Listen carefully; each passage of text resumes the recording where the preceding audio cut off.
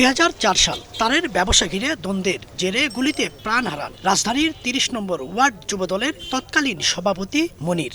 সেই মামলার অন্যতম আসামি ছিলেন মিটফোর্ডের ঘটনায় নিহত সোহাগ। তারের ব্যবসা নিয়ে এই এলাকায় আধিপত্য বিস্তারের ঘটনা নতুন নয়। সোহাগের মৃত্যুর সাথে এর সংযোগ আছে বলছেন স্থানীয়রা।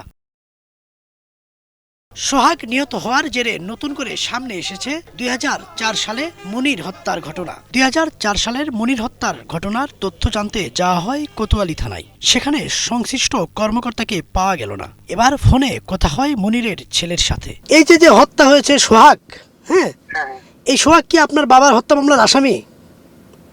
এটা আমি তো তখন খুব ছোট ছিলাম, আমি আসলে এরকম ভাবে পরিপূর্ণভাবে বলতে পারতেছি না। আচ্ছা, আপনার আম্মার সাথে কথা বলানোর ব্যবস্থা করে দেওয়া যায় আমাদের? এটা তো ওই ডিউটিতে আসলে তখন কথা বলতে পারবেন। এছাড়া তো এখন আমি সব কিছু বাইরে আসছি, তো আসলে আমরা মানে আলগা ঝামেলা আর কি ধরানোর মতো মানুষ না। বুঝতে পারছি ভাই, কিন্তু আমরা যতটুকু জানি যে আপনার আব্বা যুবদলের সভাপতি ছিলেন ওখানকার ওয়ার্ডের। আপনার আব্বাকে হত্যা মামলার আসামি উনি। আপনার আব্বারও মনে হয় ব্যবসা ছিল, বাঙালি ব্যবসা ছিল না? তখন আমরা বললাম না যে অনেক ছোট। কিন্তু আপনি তো শুনছেন, মানে শুনছেন না, আপনার আম্মার কাছে শুনছেন, গল্প শুনছেন না? না, গল্পটা অবশ্যই শুনছি। জি। সোহাগের পরিবারের দাবি, চাঁদা না পেয়ে তাকে হত্যা করেছে যুবদলের নেতাকর্মীরা। তবে স্থানীয়রা বলছেন হত্যার নেপথ্য কারণ চাঁদা দাবি নয়, চাঁদার ভাগাভাগি নিয়ে দ্বন্দ্ব।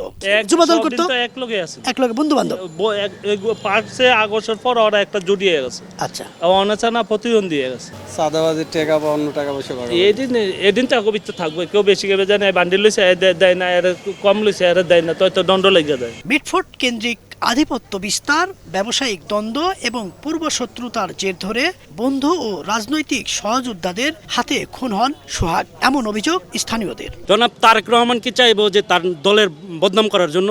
এটা হলো একটা দলীয় কোন দল বলতে, আপনি এলো নেতা আমিও নেতা, মানে আপনিও চাঁদা পান না আমিও চাঁদা পাই না।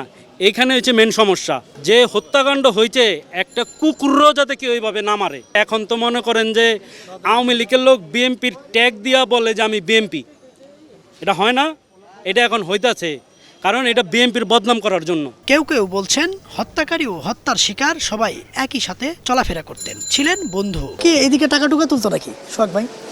না, টাকা টুকা তুলতে দেখে না আমরা। কিন্তু যারা মারছে এবং যে মারা গেছে এরা সবাই হলো যুবদলের রাজনীতি করে, তাও বলতে পারো না, এরা মনে হয় এক লোকের লোক। বাংলাভিশনের হাতে আসা 12 জানুয়ারির একটি ভিডিওতে দেখা যায় নলগোলা স্কুল সংলগ্ন একটি ভাঙ্গারির দোকানে ঢুকে দোকান মালিক ফরিদকে চেয়ার দিয়ে মাথায় আঘাত করেন নিহত সোহাগ। চাঁদাবাজ এখন সন্ত্রাস, এরা কখনো কোনো দলের হতে পারে না, এরা নাম পরিবর্তন করে। আগে আওয়ামী লীগ ছিল, সন্ত্রাস ছিল, তাদের ওই সন্ত্রাসগুলো এখন আমাদের কিছু নেতাদের মানে পাশ ধরে কাগু বাতিজা মামু বইলা তারা এখন অন্যায়গুলা ধরে রাখার চেষ্টা করে। তা আমার প্রশ্ন হলো, একটা মানুষ কিভাবে মারে? সে যদিও অতীতে যদি কোনো অন্যায় ভুল করে থাকে তার জন্য শাস্তি আছে, আইন আছে, আদালত আছে, আপনারা সম্মেলনে বসেন সবাই মিলে।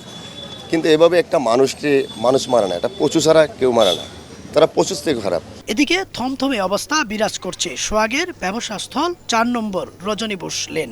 এখানকার কেউ এ ঘটনার ব্যাপারে মুখ খুলতে চাইছেন না। এটা বলতে পারেন না কি করতো, মার্কেটে আসতো 2-4-5 মিনিট থেকে চলে যেত। উনি নাকি যুবদলের রাজনীতি করতেন। এগুলো আসলে আমরা তো চাকরি করি ভাই, যেটা সত্যি কথা, আমরা তো অত কিছু বলতে পারবো না। রাজনীতি করে সবাই তো জানারই কথা। না, এগুলো জানি না। নেপথ্য কারণ যাই হোক, হত্যা কোনোভাবেই কাম্য নয়। এ ঘটনায় প্রকৃত হত্যাকারীদের দ্রুত আইনের আওতায় এনে বিচার হোক, এটাই সবার প্রত্যাশা। ইদ্রিস আলম, বাংলাভিশন, ঢাকা।